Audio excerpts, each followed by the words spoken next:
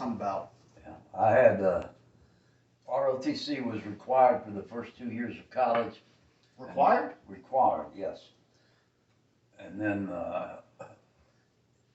those who wanted to go into advanced ROTC would apply it to go in and then take a test and start your junior year in advanced ROTC. Which, in my case, I also had flight training, so I was committed for 4 years minimum. You signed up for that, for specifically to go into pilot school? Well, it was very competitive to get into flight training. Oh, okay. But mandatory ROTC, that was for all men going into college at this time? For what now? The mandatory ROTC. Yeah, most land grant colleges it was, yeah.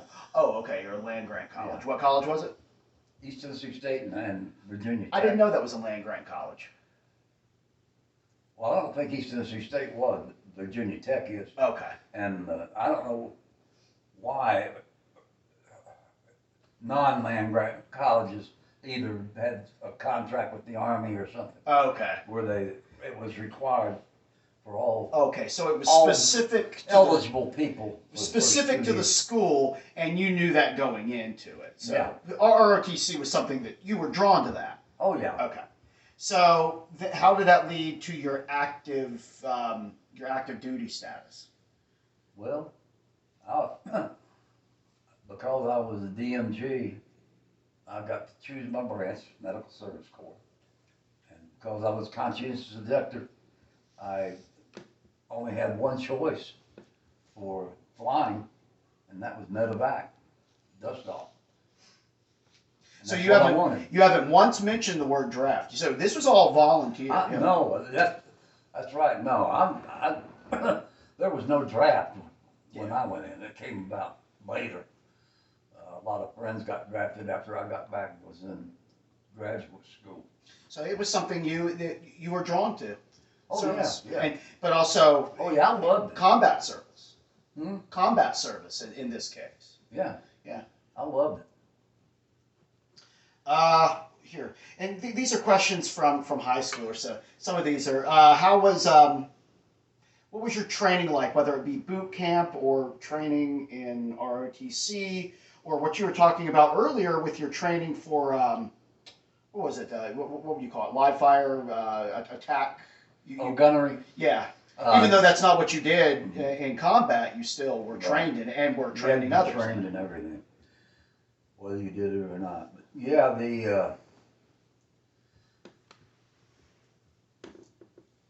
I don't even know what the question was. No?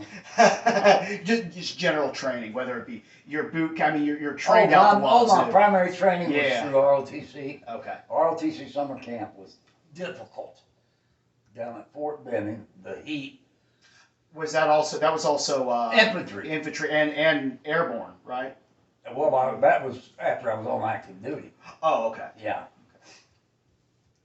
Airborne. I can't remember. I think it was 3 weeks. So you are airborne. You jumped out of a perfectly good airplane. On numerous occasions. Okay. How about upping that specifically to your flight training? Well, I was flight obligated when I went in because In ROTC? we had ROTC flight training. It obligates you to go to flight school and to stay in the Army additional 2 years. So your initial flight training in ROTC was fixed wing. Yeah. Okay, so well, explain what that is. It's just a regular airplane. Regular airplane, and then so how did that transition over to helicopters? That was mostly what the Army had at that time, and had everybody that flew helicopters had to be transitioned if they were fixed wing rated, which I was, to helicopters, which took 9 months. 9 months. Yeah. Of training specifically for helicopters. For rotary. Yeah. Oh my goodness, wow, that's a long time. It is. That's quite an investment. Uncle Sam's investment. That back in that day, they said it was worth $250,000. Wow. But I don't doubt that that's true. Okay. And so basically, they said you were trained in what they needed from you, and at the time, and that was helicopter pilots because of the type of scenario and combat that was they were anticipating, or we were already involved in. Well, we were already involved in it because I went to Vietnam in '66. Yeah. I've been that stuff went on there since '63. Yeah. Okay. But mostly of advisory capacity. And this was all relatively new stuff. I know the helicopter and its its inception and even early use can be linked back to World War II. But other than I guess combat use of the helicopter, the only really, from what I understand, the only previous Dad, you're being filmed. The only he's hot physically. He's actually temperature hot. The only earlier, I guess, lessons we had to learn from were Korea. Yeah, that's exactly. So, right. so flying, but still helicopters in combat, that was still a relatively new thing, and so there weren't many previous examples to look to do it right or wrong. No, there was no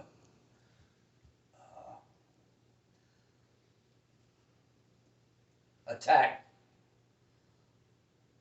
functions for helicopters for Vietnam.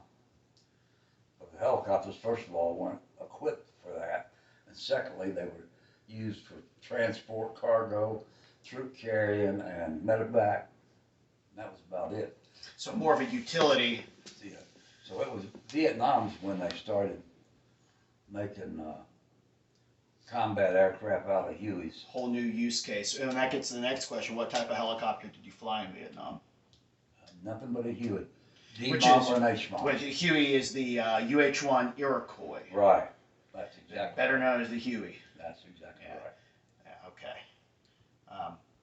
But you flew, the different models. What you say? What models? In Vietnam, I flew the D and the H model. But I take it you had flown every one of them at some point. I had a model for instrument flight training. I was one of two candidates who got an instrument rating in flight school. Instrument very rating, difficult. meaning that you can fly You had to- the aircraft by Everybody got the instruments same only. training, but at the end of the training, you got to take a test flight with the FAA inspector. And if you passed that, you got an instrument rating.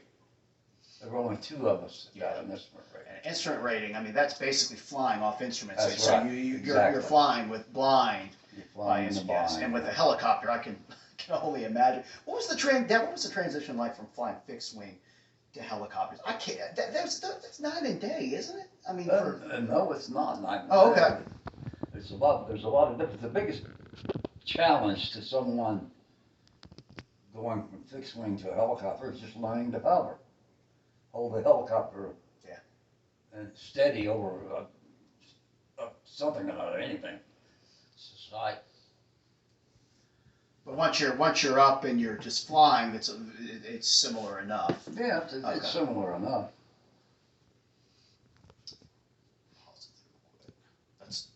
That'll be one video.